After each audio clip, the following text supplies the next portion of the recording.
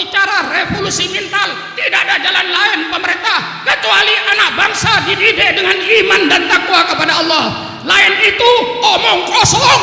Tolong sensus, tanya di Taman Pahlawan itu nama siapa, agama apa. Saya yakin 95% adalah darahnya umat Islam untuk menebus kemerdekaan ini. Ini saham kita, umat Islam. Kalau kau sudah tidak mau berpolitik, siap-siaplah kau untuk menyerahkan negara ini kepada non-muslim. Dan itu bisa terjadi, saudara. Saya merasa memang negara Republik bukan negara Islam, tetapi kebetulan Republik Indonesia itu negaranya orang-orang yang beragama Islam. Catat ini.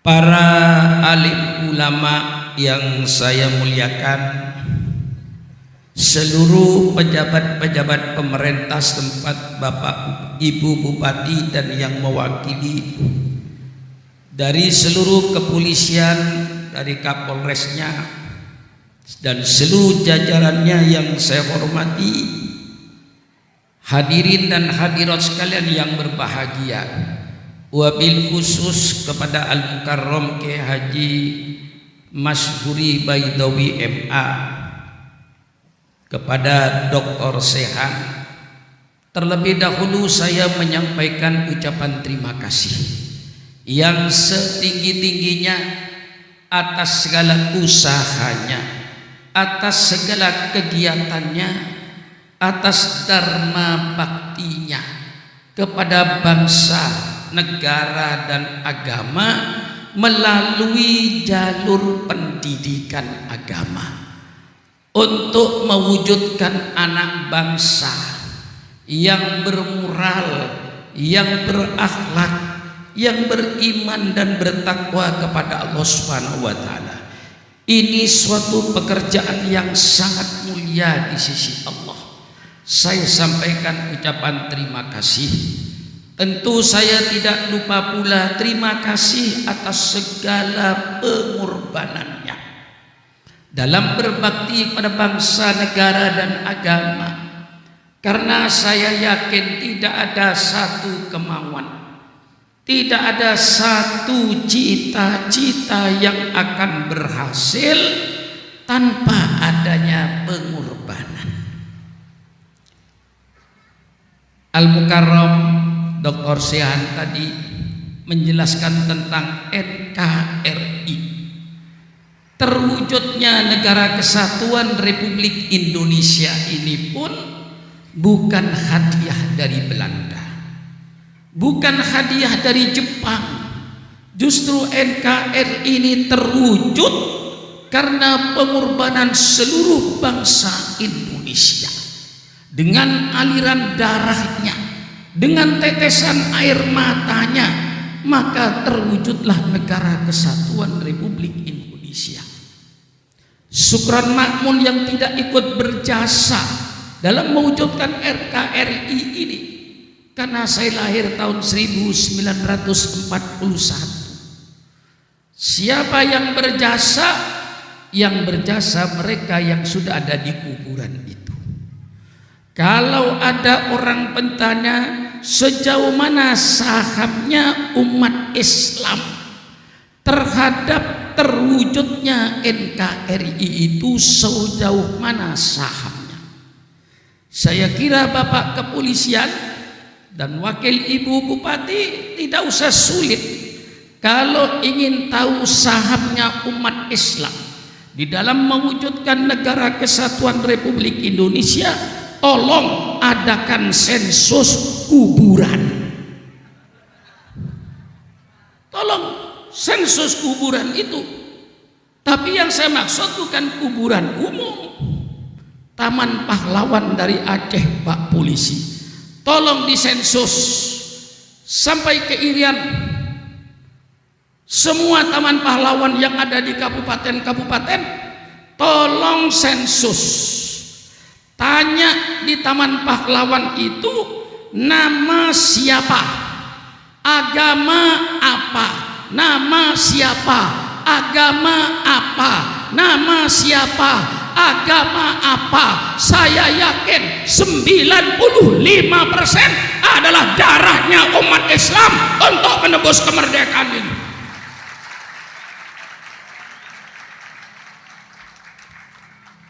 Ini saham kita. Tentu dalam ilmu ekonomi, yang biasa jadi komisaris PT, tentu yang sahamnya yang besar, itulah yang juga memimpin bangsa ini. Pak Sehan, saya teringat kata-kata seorang Perdana Menteri Pakistan. Kalau umat Islam tidak mau berpolitik, siap-siaplah negaranya akan dipimpin oleh politikus-politikus non-muslim. Umat Islam, kalau kau sudah tidak mau berpolitik, siap-siaplah kau untuk menyerahkan negara ini kepada non-muslim. Oleh sebab itu kita yang punya saham, mari kita bekerja sama dengan seluruh komponen bangsa ini untuk bersama-sama memimpin negara, untuk sama-sama mengatur negara. Kalau tidak, itu bukan pesan saya, pesan seorang Perdana Menteri di Pakistan.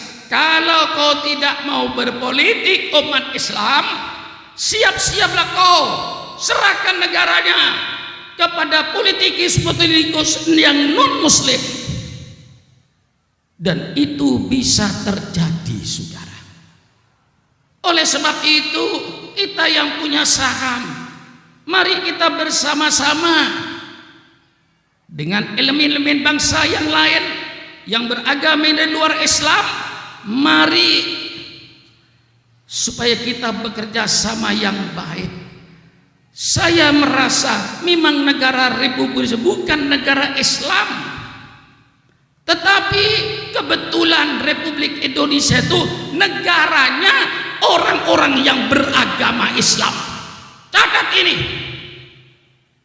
kita memang sudah sepakat negara Republik Indonesia berdasarkan Pancasila, Undang-Undang Dasar 45. Tolong ini jangan dirubah. Sudah konsensus nasional, tapi walaupun Indonesia bukan negara Islam, tapi yang memimpin harus sadar bahwa mayoritas bangsa Indonesia 87,5% adalah umat Islam. Jangan coba-coba bikin peraturan yang bertentangan dengan Islam. Kami punya saham. Maka saya ucapkan terima kasih pada Pak Bupati yang lalu, di mana masuk SMP negeri, ujian masuknya baca Quran. Terima kasih. Kalau perlu bukan hanya baca Quran saja SMP itu, sholat 5 waktunya yang bagus. Saya terima kasih. Banyak perda-perda ini sekarang yang menguntungkan umat Islam. Tapi rupanya di pusat kurang senang rupanya. Sehingga banyak perda-perda yang mau dirubah. Termasuk minuman keras. Yang dulu minuman keras di daerah dibikin peraturan 0 alkohol. Pemerintah pusat mau nambah 5% alkohol. Subhanallah. Kalau peraturan daerah mau dicopot oleh pusat, katakan sama pusat, copot otonomi daerah. Mengapa diadakan otonomi daerah? Kita bikin peraturan. Apa artinya otonomi daerah? Bukan marah, ngasih tahu.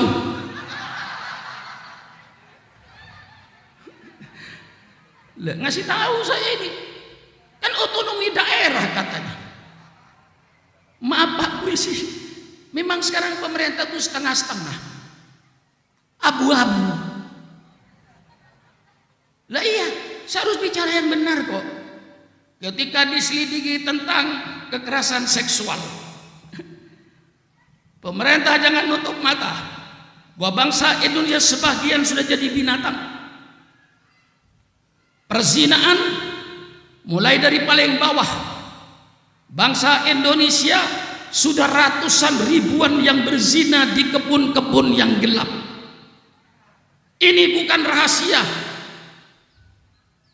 Berzina di kebun-kebun yang gelap itu ribuan bangsa Indonesia. Kalau sudah mengadakan hubungan seksual di kebun-kebun, saya tanya sama pemerintah, apa bedanya kambing dengan bangsa Indonesia? Apa bedanya? Mari kita selamatkan anak bangsa ini. Kalau cinta sama NKRI, cinta sama Pancasila, tidak perlu pemerintah setengah-setengah. Ibu Khofifah sudah datang ke Bengkulu ketika 14 orang yang memperkosa dan membunuh di hutan itu. Ternyata sebabnya karena film porno. Ternyata sebabnya karena minum-minuman keras. Maaf kepada Bapak polisi, saya ikhlas Pak polisi. Saya bicara yang benar. Tidak ada gunanya Bapak polisi itu merahasia warung-warung kecil minuman keras, tidak ada gunanya Pak polisi. Kalau memang pemerintah sudah iya untuk menyelamatkan anak bangsa yang hancur karena minuman keras, jangan warung-warung kecil yang dirahasia. Pabriknya tutup, pabriknya tutup, pabriknya tutup.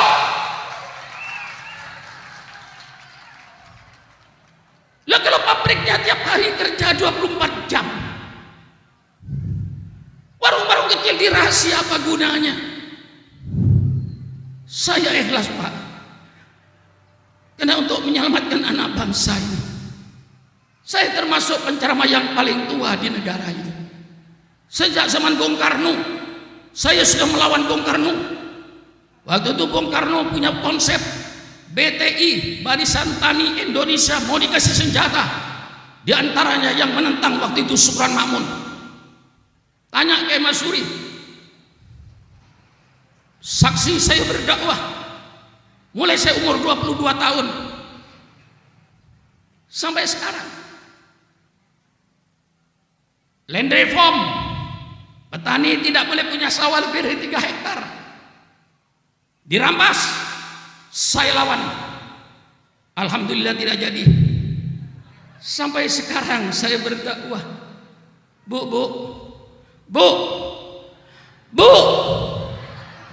matanya melotot dipanggil nggak nyaut. Maaf Bu ya, Bu maaf ya. Di tempat saya Bu, kalau matanya melotot dipanggil nggak nyaut, itu namanya ikan asin Bu. Tahu ikan asin nggak? Tahu ikan asin nggak? Matanya dipanggil, ibu matanya dipanggil. Bu, baru nyaut, takut dikatakan ikan asin. Kalau ibu ditanya siapa penceramah yang paling tua di negara Republik Indonesia ini, jawab Supran Makmun, pasti benar.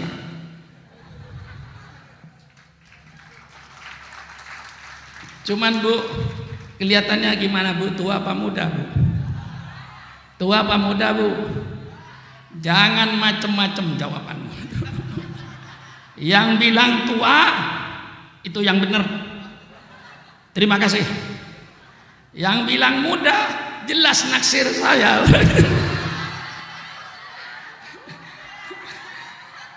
Itu namanya perempuan mata keranjang atau katarak barangkali, perlu dioperasi itu. Lah inilah saudara-saudara, saya melihat bangsa kayak begini saya sedih. 52 tahun saya berdiri di atas mimbar, setiap hari kawan saya yang paling setia cuman ini. Kalau tidak karena rahmat Allah, kalau tidak karena karunia Allah, sudah tidak mungkin Supran Makmun berdiri begini ini. Seminggu tidak tidur, bayangkan Bu. Kemarin saya keliling di Jawa Timur, Acara di Madura 2 tempat, di Malang 2 tempat, di Probolinggo. Habis dari Jawa Timur saya ke Jawa Tengah, ke Purworejo, ke Temanggung. Habis dari Purworejo saya pulang ke Jakarta. Sudah tidak tidur saya. Malam datang ke Cikarang. Tadi pagi saya kuliah subuh, peringatan Isra Mi'raj di Jakarta ba'da subuh. Habis dari Isra Mi'raj langsung ke sini. Dari sini malam ini saya mau ke Depok. Besok mau terbang saya ke Kalimantan Barat. Kalau tidak kena karunia Allah, kalau tidak kena rahmat Allah, tidak mungkin Subran Makmun berbuat seperti ini. Mungkin sudah apa? Mungkin sudah sakit, mungkin sudah stroke, naudzubillah. Tapi rahmat Allah, karunia Allah, alhamdulillah. Maka keadaan-keadaan seperti sekarang ini saya sangat prihatin sekali. Ada pemerintah peribahasa Arab. Peribahasa ini zaman jahiliyah. Sebelum Rasulullah lahir, peribahasa ini sudah ada. Tapi saya kira masih tetap populer untuk dipakai sekarang ini. Kata masyarakat Arab zaman jahiliyah itu, la taqta'an danabal af'a wa tursilaha in kunta syahman fatba ra'sahat danaba. Jangan kau potong ekor ular itu, kemudian ularnya kau lepaskan. Sia-sia engkau bekerja seperti itu. Kalau cuma ekor ular yang kau potong, ularnya kau lepaskan, tetap akan menggigit. Betul apa tidak? Kalau berani, jangan ekor-ekor yang kau gunting. Kalau kau berani, kepala ularnya kau gecek sampai hancur. Jangan warung-warung kecil yang kau razia, pabrik minuman kerasnya kau tutup, baru persoalan Indonesia selesai. Betul? Betul? Jadi kita kan jangan bicara cuma di hilir, bicara mulai ke hulu. Kalau cuma bicara di hilir, di hulu tidak dibicarakan, sia-sia kita ini. Jangan bicara yang di hilir. Itu yang apa? Mengadakan kekerasan seksual bagi itu semua kerjaan di hilir. Hulunya dilihat. Apa sebabnya? Yang pasti karena kekurangan pendidikan agama. Saya yakin kalau imannya kepada Allah benar, saya yakin tidak akan berani berbuat maksiat itu. Semua yang berbuat maksiat itu beriman. Yang nyolong sepeda motor di Indramayu itu beriman. Yang nipu rakyat beriman. Yang ngurangin timbangan beriman.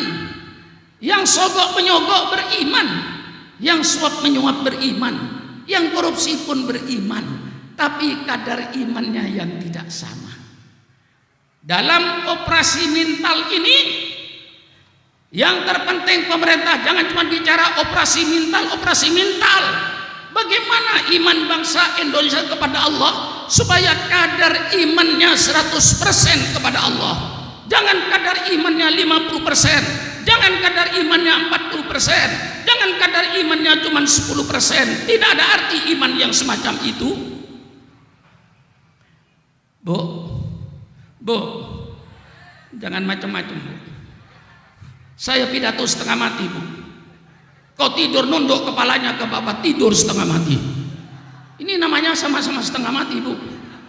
Saya setengah mati, Ibu setengah mati. Mendingan saya pulang. Bu, pasang kuping.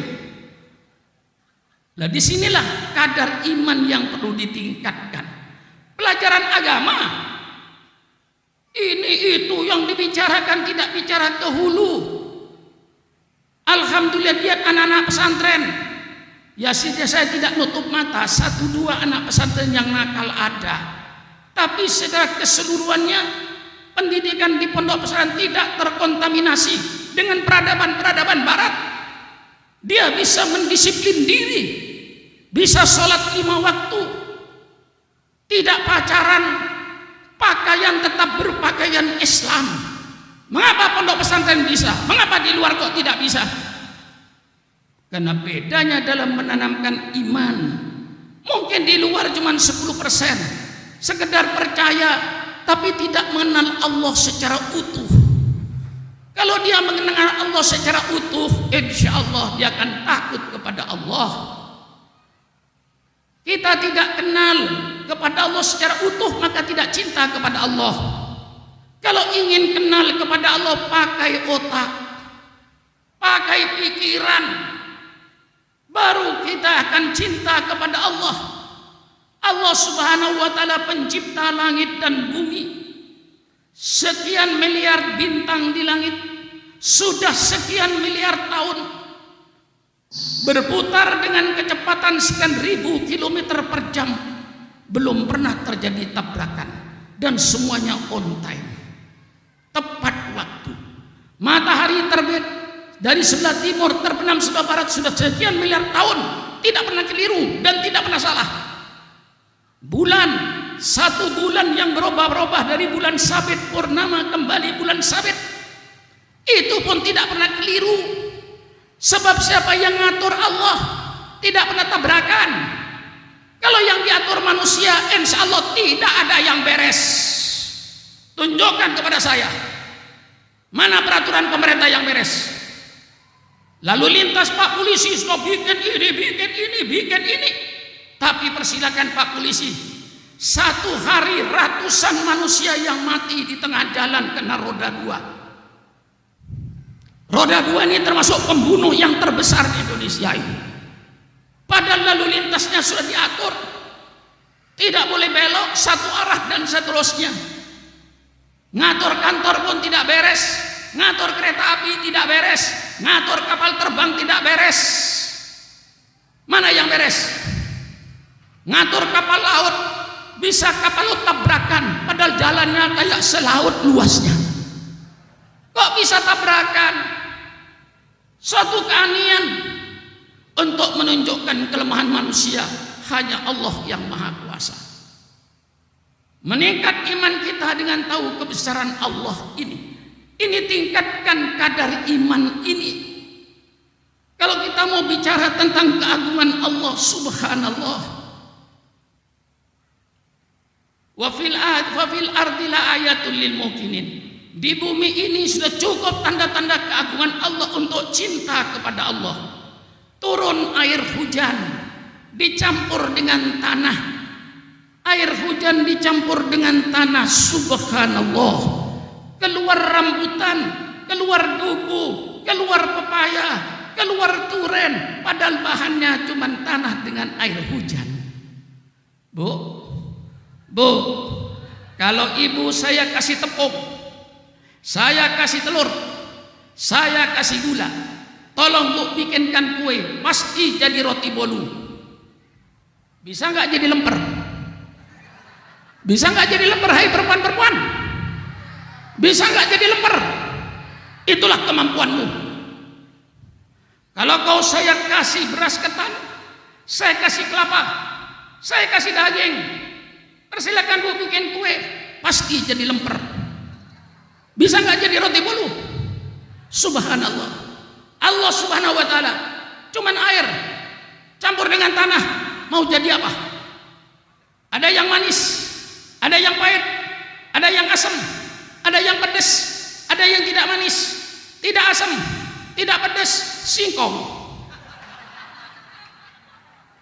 Loh, mengapa ketawa? Mengapa ketawa? Jangan ngetawain saya, kau menghina ini. Saya bicara benar. Undang Profesor Doktor Pertanian, suruh datang ke Indramayu, lalu tanya, mengapa tebu jadi manis? Padahal air hujan campur tanah dijilat tidak manis. Persilakan coba.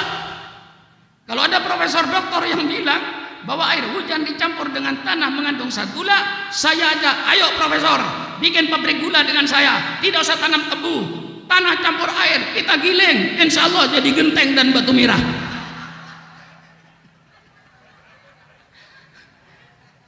Betul atau tidak kira-kira? Ini kalau kita, semakin kita tahu keagungan Allah, semakin mendalam iman kita kepada Allah. Bu, Bu, pernahkah ibu marut kelapa? Salah jawabannya. Bahasa Indonesianya agak lulus barangkali di SD itu. Loh, tiap hari marut kelapa kok bilang pernah, itu kan bahasa Indonesianya kemana? Kalau saya tanya ibu pernah ke Surabaya, pernah pakai 2 kali. Kalau saya tanya pernahkah ibu marut kelapa, bagaimana jawabannya? Sering. Kalau saya tanya sama, pernahkah ibu memikirkan tentang kelapa? Tingginya 10 meter, di atas ada buah kelapa 50 biji, pasti ada air Pak Polisi 50 liter. Kita tahu tabiat air selalu turun ke bawah dari tempat yang rendah. Kita tahu tabiat api selalu ke atas, sombong. Maka kalau manusia itu sombong, itu terlalu banyak apinya itu. Kalau udara sifatnya mencari tempat yang kosong, asal kosong di bawah atau di atas gak peduli, kata udara saya masuk. Air yang sifatnya turun, Bu, di atas pohon kelapa 50 buah kelapa ada air 50 liter. Naiknya dari akar lewat batang pakai pompa Sanyo apa pakai pompa Dragon? Pakai otak. Subhanallah, maha agung Engkau ya Allah. Baru kita ini iman semakin menebal, semakin kita mengikuti, menghayati keagungan Allah. Pernahkah Bapak berpikir tentang perutnya yang nempel setiap hari? Kalau Bapak berpikir perut yang kita miliki ini, Pak, adalah pabrik vitamin.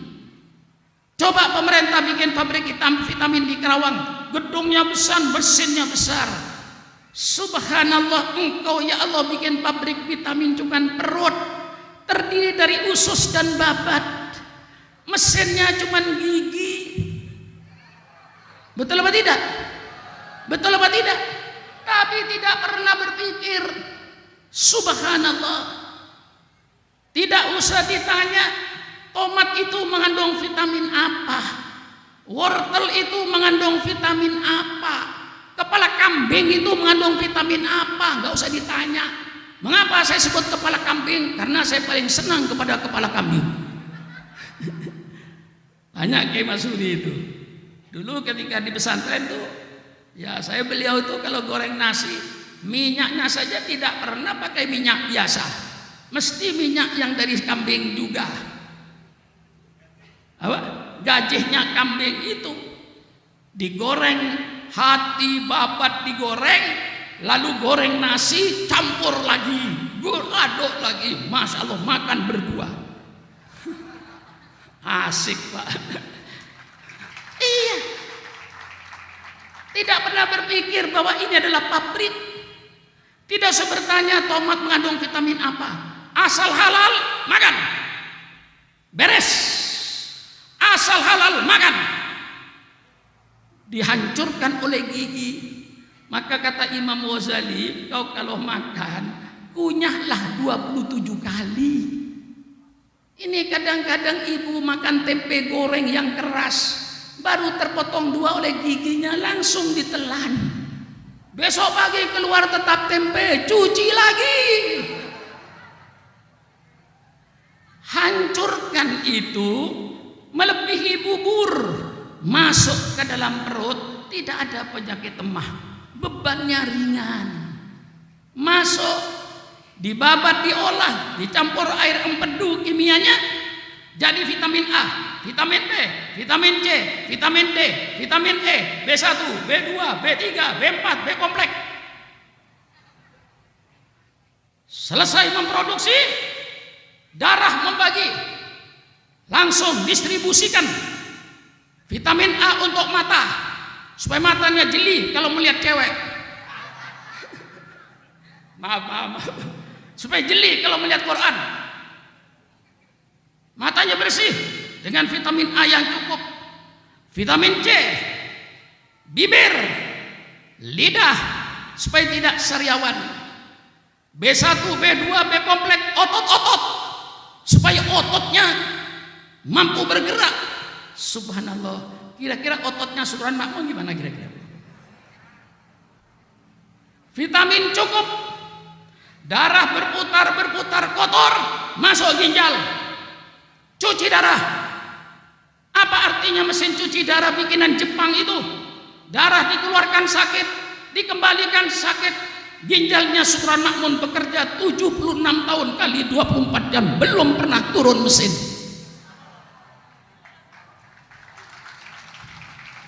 Keagungan Allah, keagungan Allah, keagungan Allah, keagungan Allah.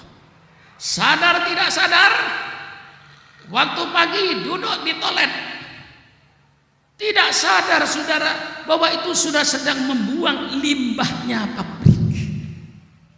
Itu limbah pabrik kita keluarkan yang cair, alhamdulillah otomatis lewat depan.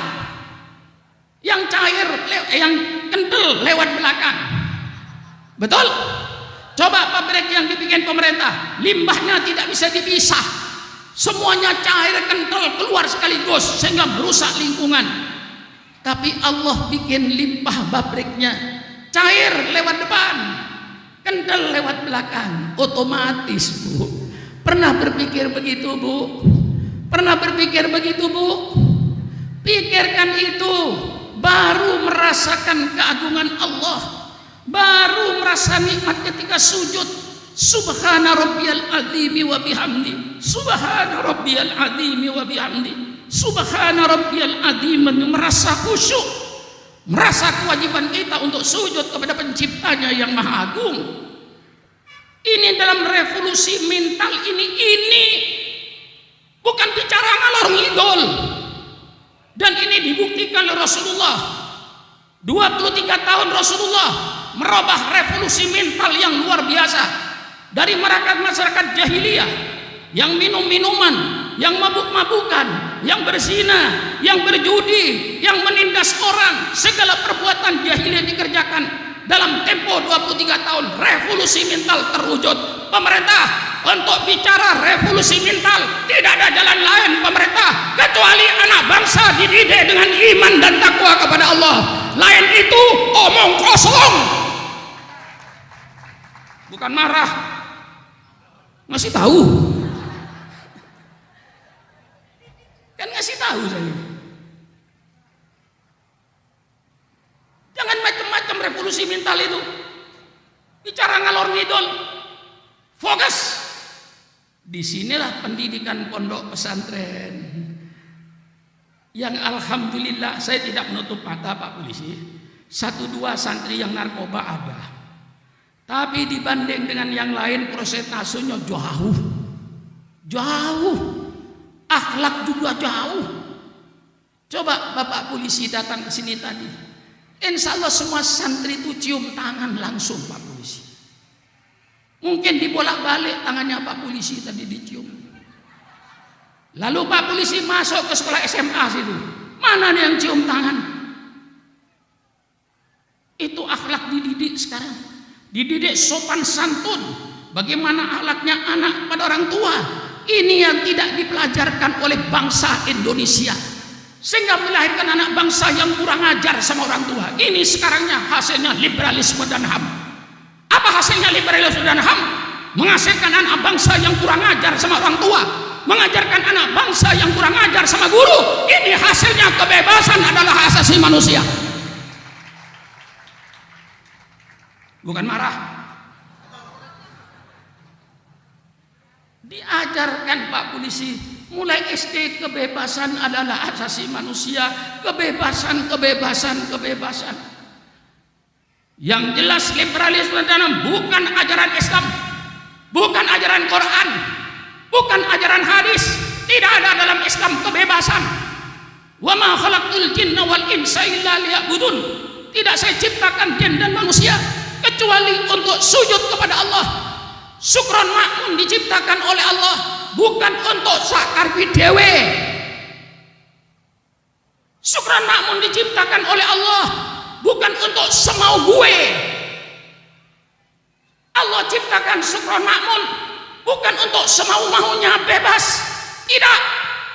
Allah ciptakan Sukron Makmun untuk menjalankan perintah Allah, untuk menjauhi larangan Allah. Itulah Allah ciptakan Sukron Makmun, bukan untuk semau gue. Betul apa tidak? Anak tidak diajarkan taat kepada orang tua. Anak tidak diajarkan taat sama guru. Yang diajarkan kebebasan, kebebasan, kebebasan. Maka saya pesan sama pemerintah. Pemerintah persilakan Anda terima liberalisme dan HAM. Tetapi saya minta pemerintah, liberalisme dan HAM dibatasi dengan akhlak, liberalisme dan HAM dibatasi dengan moral, liberalisme dan HAM dibatasi dengan agama. Kalau tidak, liberalisme itu menuju pada pembinatangan bangsa Indonesia. Sekarang bangsa Indonesia mau jadikan binatang oleh orang-orang barat. Masukkan liberalisme ke Indonesia. Yang masukkan siapa? Yahudi. Untuk apa? Untuk menghancurkan anak bangsa. Maaf Pak Polisi ya. Saya minta maaf Pak, karena cintanya sama Indonesia saya nih. Kalau tidak mengapa, saya tidur aja di rumah. Berbulan-bulan saya tidak tidur Pak. Tanyakan sama istri saya itu. Untung istri saya sabar. Saya tinggal ke Kalimantan Timur, tenang. Saya tinggal ke Jawa Timur, tenang. Saya tinggal ke Singapura, tenang. Saya tinggal ke Malaysia, tenang. Mungkin kata ibu-ibu di Indramayu, alhamdulillah saya tidak jadi istrinya Pak Sukron. Jadi si Pak Sukron ditinggal-tinggal. Saya juga sama Bu, alhamdulillah saya tidak jadi suaminya ibu.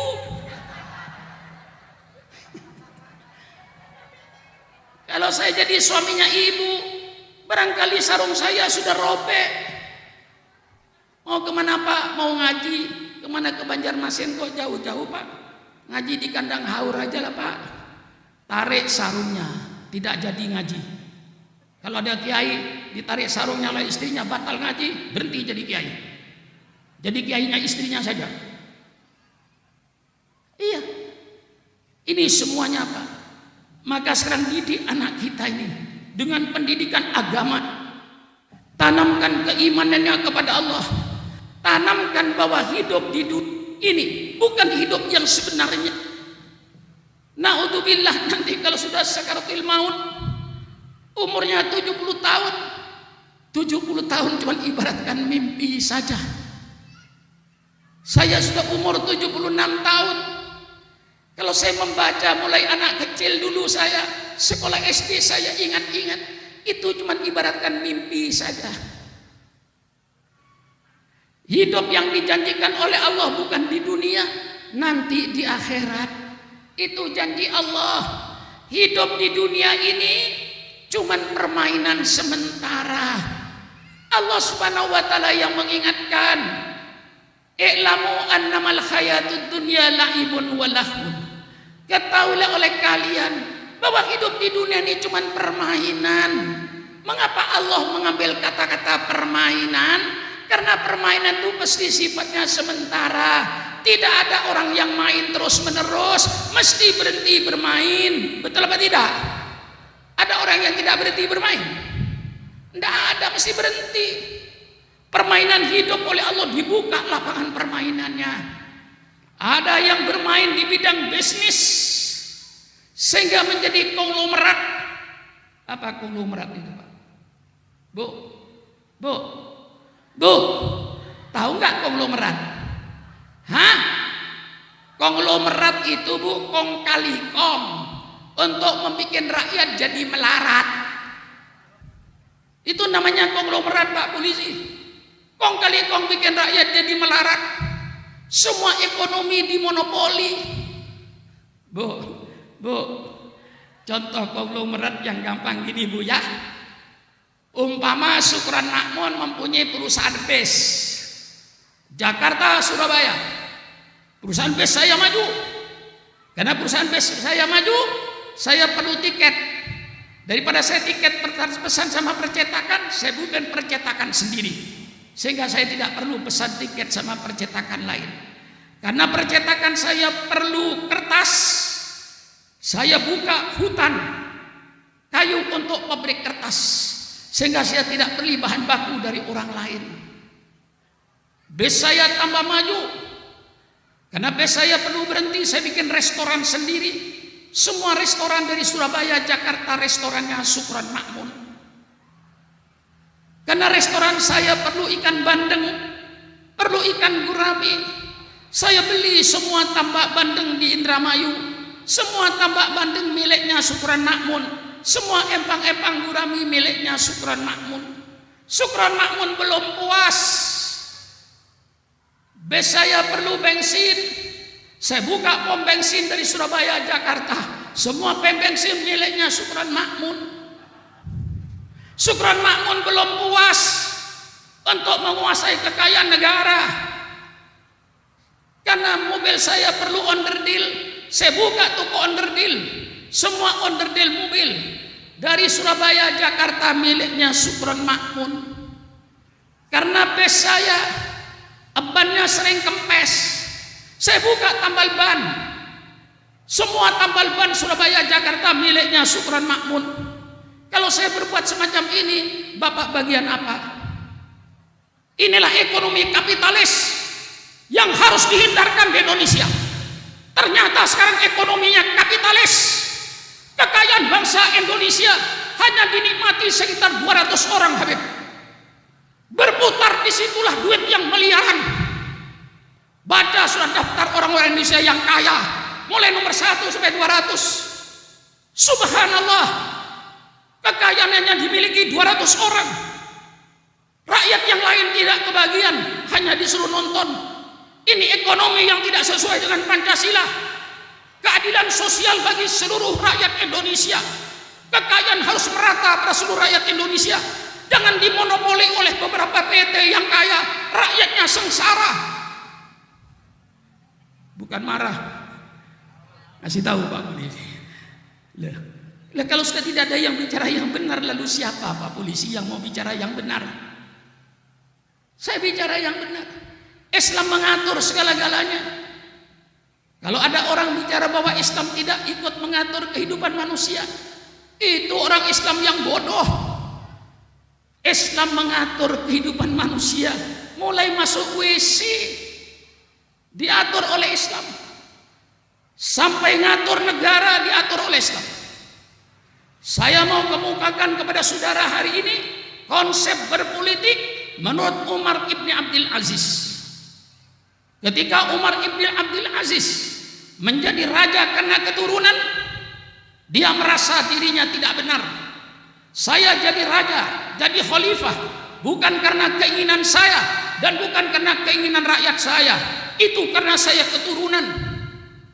Dirombaklah terjadi revolusi politik. Dia berpidato di Masjid Baghdad, saya jadi khalifah bukan karena kemauan saya dan bukan kemauanmu. Hari ini saya lepas jabatan saya berhenti jadi khalifah. Tinggal tergantung kepada kalian siapa pemimpinmu sekarang. Seluruh rakyat di Baghdad berteriak, tidak ada pemimpin kecuali engkau ya Amirul Mukminin. Umar ibn Abdul Aziz, dia kembali kena amanah rakyat. Apa konsep Umar ibn Aziz? Kalau dilaksanakan oleh pemerintah Indonesia, tentu akan hebat, Habib. Yang pertama, konsep bernegara didasari musyawarah. Tidak ada kebijaksanaan pribadi. Betul, tidak ada kebijaksanaan pribadi. Semua kebijakan negara harus didasarkan pada musyawarah. Itu intinya dalam Islam. Tidak ada misalnya saya jadi presiden langsung bikin peraturan tanpa musyawarah. Tidak ada itu. Menurut konsep Islam, semua kebijaksanaan negara harus berdasarkan musyawarah bersama. Alangkah indahnya negara semacam ini. Yang kedua, yang penting pejabat negaranya antu'addul amanati ila ahliya. Pejabat negaranya yang penting manusianya, bukan peraturannya. Di Indonesia peraturan bagus, undang-undangnya bagus. Yang tidak bagus manusianya. Maka Ibn Abdul Aziz mengadakan perombakan. Siapa yang mau jadi pejabat pemerintah Jangan sembarangan mengangkat pejabat negara. Siapa yang layak jadi tua RT? Siapa yang layak jadi ketua RW? Siapa yang layak jadi lurah kepala desa? Siapa yang layak menjadi wali kota, bupati? Siapa yang layak jadi gubernur? Siapa yang layak jadi presiden? Jangan mengangkat jabatan seenaknya. Angkat yang mempunyai kafaah, kemampuan. Ini Umar bin Aziz. Jangan mengangkat pejabat karena keluarga. Jangan pejabat karena kawan atau karena senang, dan mencopot pejabat karena benci. Itu tidak benar.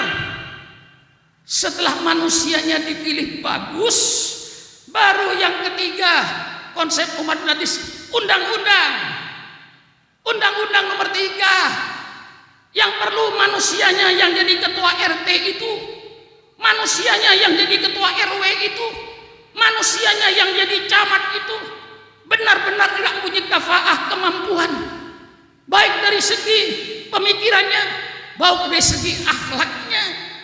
Pilih pejabatnya dulu, baru peraturan, baru tegakkan hukum.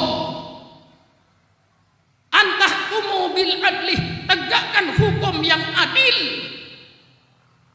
Itu baru yang ketiga. Konsep Umar bin Aziz yang keempat, pejabat pemerintah seluruhnya, mulai RT sampai presidennya, al-amru bil ma'ruf wan nahyu anil munkar. RT-nya amar ma'ruf nahi munkar, RW-nya amar ma'ruf nahi munkar, camatnya amar ma'ruf nahi munkar, bupatinya amar ma'ruf nahi munkar, gubernurnya amar ma'ruf nahi munkar, menterinya amar ma'ruf nahi munkar, anggota DPR-nya amar ma'ruf nahi munkar, presidennya amar ma'ruf nahi munkar. Baru negara beres. Kalau tidak beres. Bagaimana, Habib? Sampai kok cuma melotot aja. Bener nggak di pidato saya ini? Ini sudah genap konsepnya bernegara. Itu Islam. Kita didik anak kita di pesantren dengan mempelajari Al-Quran, mempelajari sunnah Nabi. Nanti tampil di tengah-tengah masyarakat akan menjadi orang yang bermanfaat. Santri-santri yang akan keluar. Kau jangan hanya bangga menjadi alumni Darussalam. Kau tamat dari Darussalam terjun ke masyarakat, akhlakmu yang terpenting. Di tengah-tengah masyarakat kau jangan minta dihargai, hargailah orang lain. Di tengah-tengah masyarakat kau jangan minta dihormati, hormatilah orang lain. Ini prinsip, mempunyai prinsip hidup. Saya tidak minta dihormati, tapi saya menghormati orang lain. Saya tidak minta dihargai, tapi hargai orang lain. Di masyarakat orang yang berharga yang dicium tangannya itu karena mereka orang yang sudah berjasa. Katakan kiai di kampung cuman ngajar Al-Quran, sekian puluh ribu anak bangsa sudah bisa membaca Al-Quran karena kiai tadi yang ngajar Al-Quran. Dia sudah berjasa, dicium tangannya oleh masyarakat karena jasanya. Engkau tamat dari pondok pesantren Darussalam, bisa baca kitab, bisa berbahasa Inggris, bisa berbahasa Arab. Keilmuanmu kau pegang, alhamdulillah. Tapi bagaimanapun kau hebatnya dari pondok pesantren Darussalam, kau bisa bahasa Arab, kau bisa bahasa Inggris, kau bisa baca kitab, bisa mengajar bahasa Arab. Tapi maaf anak-anakku, engkau belum berbuat apa-apa di tengah-tengah masyarakat. Kalau kau belum pernah